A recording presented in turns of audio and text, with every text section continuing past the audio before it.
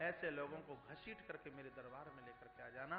इधर अजामिल ने प्रायश्चित किया, घर छोड़ा, बाहर पहुंचे, कहा मैंने बेटे का नाम लिया। तब भगवान के परम पार्षद चल करके आए, और यदि कहीं प्रभु को बुलाता तो स्वयं ठाकुर जी चल करके आते। हरिद्वार हरि की पौड़ी नाम की जगह पर पहुंचना हुआ है, और जब भगवान का यजन किया स्वयं त्रिलोकी के नाथ चल करके आए हैं, और उस पर अजामिल को बैठाया, शंख ध्वनि की गई है, जय विजय को महाराज पालकी में लगाया गया, भगवान ने स्वयं शंख ध्वनि की, और परमात्मा स्वयं अजामिल को उठाकर अपने धाम को लेकर के गए हैं। ये अजामिल ताली तो जोर से तब बजेगी जब आप ये सुन लेंगे। जब सुखदेव मुनि ने कहा परीक्षित ये कोई कहानी, ये चुटकुला नहीं है, मैंने पहले ये कथा कहीं से सुनी है, तब ये मैंने तुम्हें सुनाई है, अपनी तरफ से मत सुनाई है। पहले हमारे पुराणों ने, ग्रंथों ने जो कहा है वही सुनाने की आवश्यकता है। परीक्षित ने कहा आप इतने बड़े विद्वान हैं और फिर आपको भी सुनने की आवश्यकता पड़ी। तब सुखदेव मुनि कहते हैं बढ़िया तो वो ही बोल सकता है जिसने बढ़िया सुना है, जो बढ़िया सुना नहीं जिसने, वो बढ़िया बोलेगा क्या है। बढ़िया वक्ता वो है जो बढ़िया श्रोता है। भगवान शिव जैसा वक्ता नहीं है तो भगवान शंकर जैसा श्रोता भी नहीं है। श्रुतुम हरति पापानि तथा आरोग्यम प्रक्षति, सुनने से तो आरोग्यता मिलती है। सुनिए, कहां से सुना आपने? कहा एक दिन में मलियाचल पर्वत पर पहुंच गया, जहां अगस्त महात्मा सालिग्राम भगवान की पूजा कर रहे थे, और पूजा करते करते वो सालिग्राम प्रभु को चंदन लगा रहे थे, और इतने में मैं पहुंचा और मैंने जाके प्रणाम किया है, मैंने वंदन किया है, और मैंने उस समय कहा कि संसार के अपराधों से बचने के लिए कोई कथा हो तो आप सुना दीजिए। कितनी बार कहता हूं, संत महापुरुषों के पास पहुंचते हो व्यर्थ की फालतू की बातें मत कीजिए, वहां कोई बात एक असलियतता के साथ में हो। साधु का क्षण और अन्न का कण जिसने गवा दिया घाटे में रह गया। जगत के कल्याण के लिए कोई कथा सुना दीजिए। उस समय गुरुजी अगस्त महात्मा ने हाथ में सालिग्राम लेकर के मुझे अजामिल उपाख्यान की कथा सुनाई। परीक्षित विचार करना, वक्ता हो अगस्त जैसा और स्थान हो मलियाचल पर्वत जैसा, और कथा तब सुनाई जा रही हो जब हाथ में चंदन लेकर के एक महात्मा श्री जी भगवान सालिग्राम को चंदन लगा रहे हो और पूजा कर रहे हो, और उस समय कथा सुनाई जा रही हो अजामिल उपाख्यान की। तो मुझे लगता है कि अजामिल उपाख्यान की कथा कोई साधारण नहीं हो सकती। परीक्षित, तुम्हारे माध्यम से दुनिया को मैं बताना चाहता हूं कि अपराध उनके हृदय में रह ही नहीं सकते जो अजामिल उपाख्यान की कथा सुनते हैं और दूसरों को सुनाते हैं। ऐसी विलक्षण कथा अजामिल उपाख्यान। अजामिल उपाख्यान का सही में सार क्या है? अजामिल उपाख्यान में नाम महिमा का वर्णन किया है। नाम का जप करते रहोगे तो परमात्मा के चरणों में प्रीति जागेगी। ये जप क्यों किया जाता है? श्री कृष्ण गोविंद हरे मुरारे हे नाथ नारायण वासुदेवा,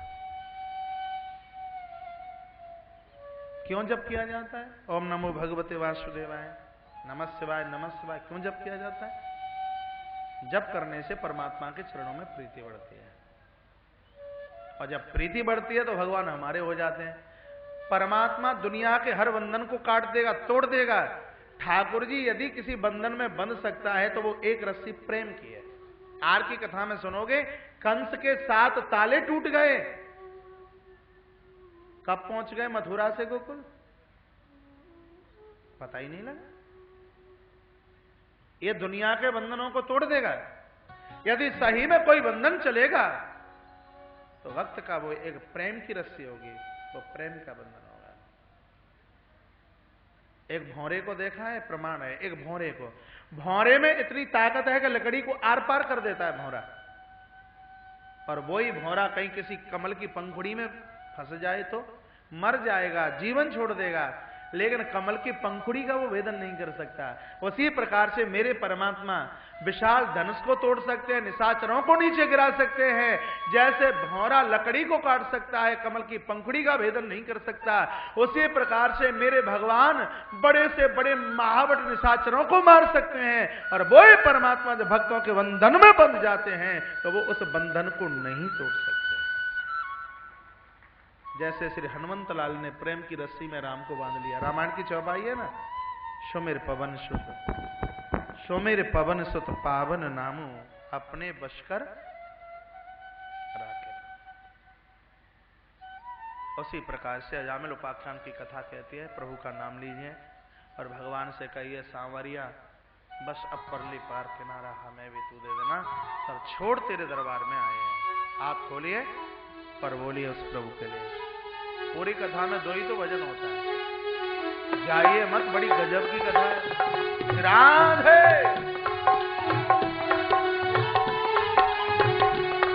संवरिया ले चलो परले पार, संवरिया ले चलो परले पार, कन्हैया ले चलो परले पार, कन्हैया ले चलो परले पार। जहाँ विराजे राधे रानी, जहाँ विराजे राधे रानी, अलबेली सरकार सवरिया ले चल परले पार, सवरिया ले चल परले पार।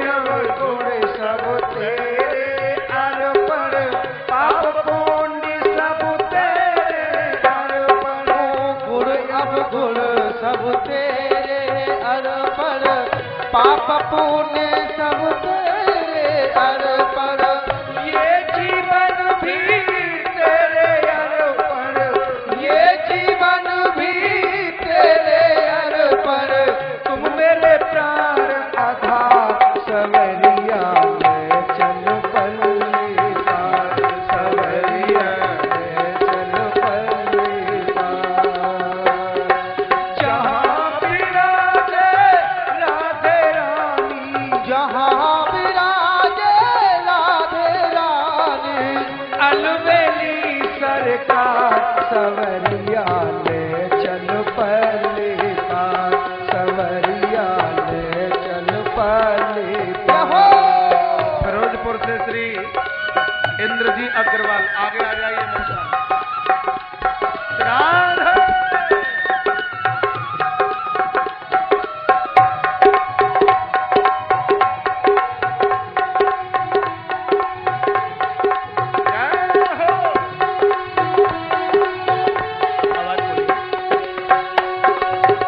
तेरे बिन कुछ चाह नहीं है, अब दिखे कोई राह नहीं है, तेरे बिन कुछ चाह नहीं है, अब दिखे कोई राह नहीं है, तेरे बिन कुछ चाह नहीं है, अब दिखे कोई राह नहीं है, ओ तेरे बिन कुछ चाह नहीं है, अब दिखे कोई राह नहीं है।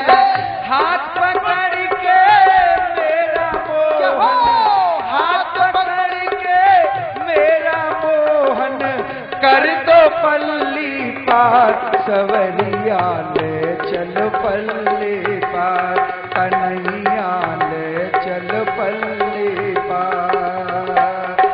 जहाँ विराजे राधे रानी, जहाँ विराजे राधे रानी, अलबेली सरकार सवरिया ले चल पल्ले पार, कन्हैया ले चल पल्ले पार।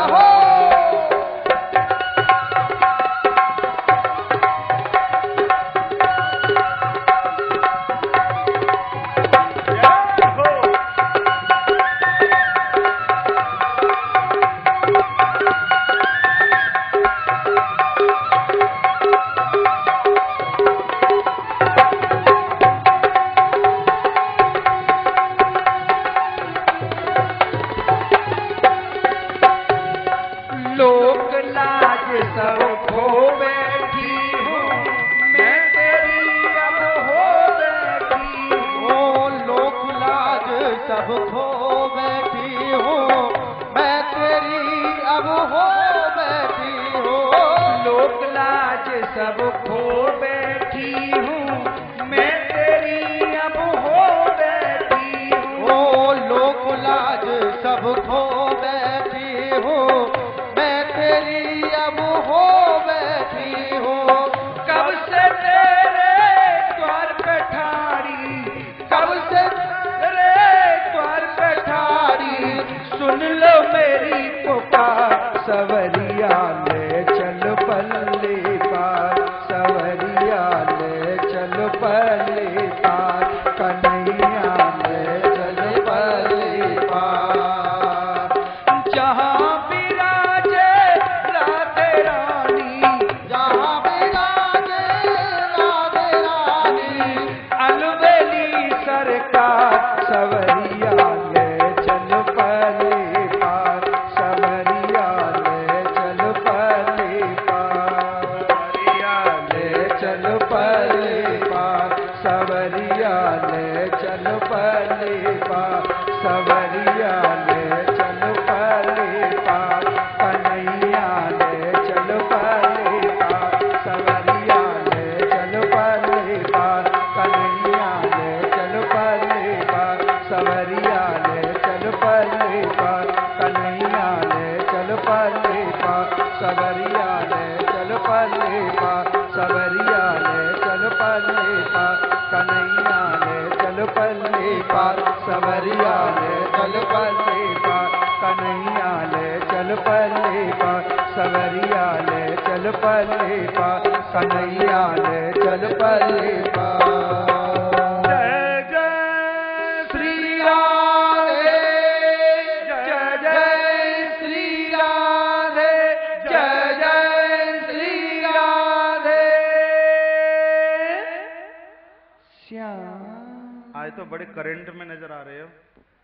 बैठ जाइए अपनी अपनी जगह, होना चाहिए, भगवान आ रहे हैं। संस्कार चैनल से यदि शशि बंसल जी मेरी आवाज सुन रहे होंगे और इस प्रोग्राम को देख रहे होंगे तो आज ये कार्यक्रम कम से कम 3 बजे तक चले।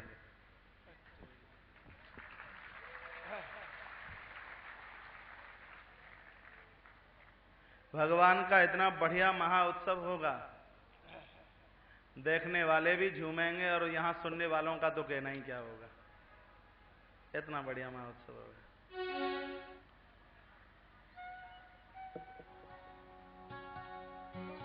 आइए, अजामिल उपाख्यान की आप कथा सुन रहे थे जिससे नाम महिमा का वर्णन किया गया। तत्पश्चात वृत्रासुर की कथा 49 मर्दगण और 7वें स्कंद में प्रहलाद के लिए भगवान नरसिंह के प्रादुर्भाव की कथा कही गई है। 15 अध्यायों में पुराण का 7वां स्कंद है। कथा बहुत बढ़िया है। प्रहलाद के लिए भगवान नरसिंह पृथ्वी पर आए। एक कथा क्यों कही गई है पहले तो ये सुन लीजिए। प्रहलाद के पिता हिरण्यकश्यप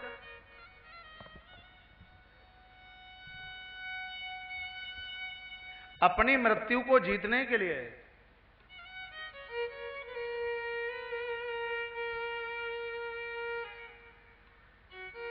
ठीक है, सूचना आ गई है कि लाइव प्रोग्राम 3 बजे तक चलेगा। बोलिए भक्त वत्सल भगवान की जय जय जय श्री राधे, जय श्री राधे, जय जय श्री राधे। श्याम ये मुझे पूर्व से कहना इसलिए पड़ा है कि आज प्रातः कई फोन मेरे पास में आए और कहा महाराज श्री जी आज भगवान का प्राकट्य महोत्सव होगा और प्रोग्राम ठीक 2 बजे समापन की तरफ हो जाता है और हमें लगता है कि आज तक आपका समय से जन्म उत्सव नहीं हुआ, आज तक नहीं हुआ तो अभी कैसे हो जाएगा। मैं फिरोजपुर को नहीं भुला पाता। फिरोजपुर में मेरी कथा हुई 4-5 साल पहले जब तुलसी वन आश्रम की नींव रखी गई थी। बस नींव रखे कथा फिरोजपुर में थी, 2 शिफ्ट की कथा। सुबह कथा 9 से 12 और शाम को कथा चलती थी 7 से 10। बहुत बैठे हुए श्री गंगानगर से सब उस आयोजन में थे और मुझे तो लग रहा है कि एक क्षण के लिए मैं फिरोजपुर ही पहुंच गया हूं। तो उस दिन श्री कृष्ण जन्म महोत्सव की कथा थी। जो कथा 9 बजे चली वो तो 1 बजे पूरी करी, और जब 7 बजे से कथा जब शुरू हुई, महाराज 10 बज गए, भगवान नहीं आए। 11 बज गए, भगवान नहीं आए। 12 बज गए, 1 बज गया, 2 बज गए, 3 बज गए, 3:30 बज गए, 3:45, 4। भगवान प्रातः है, संध्या को 7 बजे कथा चली और भगवान प्रातः 4:15 बजे फिरोजपुर की माटी में आकर के प्रकट हुए। समय का पता ही नहीं लगता। दुनिया के कार्यों में हम व्यस्त रहें तो ऐसा लगता है कि बोर हो रहे हैं, और ईश्वर के कार्य के लिए समय का पता नहीं लगता। तो सबकी इच्छा थी महाराज थोड़ा सा समय बढ़ा दिया जाए। बड़ी प्रसन्नता की बात है कि भगवान के आज महाउत्सव का आनंद 3 बजे तक लेंगे। 303। आइए अब पुराण प्रवचन में भगवान नरसिंह और श्री प्रहलाद जी का पावन चरित्र है। 7 दिन इसके ऊपर बोल दिया जाए तो कथा पूरी नहीं हो सकती। इतना ही निवेदन करना चाहूंगा कि भजन करने के लिए चलोगे परमात्मा के चरणों में, यदि आप प्रस्थान करोगे तो विरोध लोग बहुत करेंगे, और सबसे ज्यादा विरोध घर से ही होगा। विरोध घर से होगा। चाहे जिसका चक्र उठा करके देख लीजिए, विभीषण का विरोध घर से हुआ है, मीरा का विरोध भी तो घर से ही हुआ है, श्री प्रहलाद का विरोध भी घर से हुआ है। दुनिया इकट्ठी हो जाए, मुझे क्या काम दुनिया से, जगत रूठे तो रूठ न दे। दुनिया कुछ कहे, हमें जो अपना कार्य करना है वो करना है। और उन्हीं लोगों को इस दुनिया में प्रहलाद के नाम से जानते हैं, और जब व्यक्ति प्रहलाद बनकर के जीता है तब परमात्मा उसके लिए नरसिंह बनकर के आकर के प्रकट हो जाता है। भगवान नरसिंह क्यों बने? ये रूप प्रभु ने क्यों धारण किया? क्यों? हिरण्याक्ष को मारने, ये हिरण्यकश्यप को मारने के लिए। हिरण्यकश्यप अहंकार का नाम है। अभिमान को मारने के लिए नरसिंह बन जाइए। नरसिंह कौन है? जो मनुष्यों में शेर जैसा है। मनुष्यों में सिंह कौन है? जो एकांतवास करता है, भगवान का भजन करता है। कितनी बार कहता हूं, झुंड तो गीदड़ों के होते हैं, शेर तो एकांतवासी होता है। जिसने एकांत में प्रभु को याद किया है, महाराज इंद्रियों के देहाभिमानी देव इस हिरण्यकश्यप को वो ही जीत सकते हैं। प्रहलाद के ऊपर भगवान ने अपनी दिव्य कृपा का वर्षण किया है। और आइए पुराण का 8वां स्कंद है, जिसमें 24 अध्याय है। और परीक्षित ने प्रश्न किया, आपने सभी मनवंतरों की कथा से विस्तार पूर्वक सुनाई, लेकिन स्वारोचिष मनवंतर में एक डूबते हुए गजेंद्र को आपने कैसे बचाया? एक कथा सुना दीजिए, बड़ी सुंदर कथा। आशीद ग्रवरो राजन त्रकूट इति विश्रुता क्षीरोदेना व्रता श्रीमान योजना मपयुक्षतः। 10,000 योजन ऊंचे एक पहाड़ के ऊपर एक गजेंद्र रहता है। अकेला नहीं, पूरे खानदान, पूरे परिवार के साथ। सरोवर के उस दिव्य पर्वत के नीचे एक स्वच्छंद सरोवर बहता है। एक दिन अपने पूरे परिवार के साथ सरोवर के तट पर चल के आया है। परिवार को स्नान कराया, खूब डुबकी लगाई, पूरे सरोवर के जल को इसने कीचड़ कर दिया। तब घटना एक घटी, एक ग्राहा चल के आया और उसने इस हाथी के पांव को पकड़ लिया और घसीट करके जल के अंदर लेके चला गया। भागवताकार वर्णन कर रहे हैं कि 1000 वर्ष तक ये युद्ध चलता रहा, गजेंद्र और ग्राहा का। कभी तो ग्राहा खींचकर पानी में ले जाए और कभी गजेंद्र उसको खींच करके तट पर लेकर के आ जाए। लेकिन ग्राहा तो जलचर जंतु है, उसकी शक्ति बढ़ती रही और हाथी की शक्ति का ह्रास हुआ, पूरा का पूरा पानी में चला गया। तब इसने परिवार के लोगों से कहा, भैया मैं तो पूरा का पूरा डूब गया, मुझे बचा लीजिए। बेटा और पत्नी ने पहले खूब संघर्ष किया, लेकिन लगा कि हम असफल हैं। तो वो दोनों हाथ जोड़े हैं, कहा जयराम जी की हम ये चले, आपको तो जाना ही था, आज नहीं तो 10 साल के बाद। आपको तो लग रहा होगा कि किसी डूबते हुए हाथी की हम कथा सुन रहे हैं, लेकिन मुझे लग रहा है कि उस हाथी की कथा नहीं, ये समाज के मानवों की कथा है। ये कथा दूसरों की समझोगे, कथा पल्ले पड़ेगी नहीं। हर कथा मेरे और आपके देह को स्पर्श करती हुई चलती है। त्रकूट नाम का पर्वत क्या है? ये 3 गुण, रजो तमो और सतोगुण, 3 गुणों का पहाड़ ही तो त्रकूट पर्वत है। इस त्रिकूट पर्वत पर एक हाथी रहता है, वो कोई और नहीं है, जीव ही तो है, जो अहंकार के साथ जी रहा है, अभिमानी जीव। किसी की पंचायत तोड़े तो हम तोड़े, किसी के सगाई विवाह कराएं तो हम कराएं, सम्मान में ज्यादा वैल्यू हो तो हमारी हो, हम कहीं जाएं तो सबसे पहले मान हमारा हो, सम्मान हमारा हो। ऐसे अभिमानियों को गजेंद्र हाथी के नाम से घोषित किया गया है। स्नान करने के लिए गया, इसका मतलब यह है कि नीचे बहता हुआ सरोवर कुछ और नहीं, संसार ही तो सरोवर है।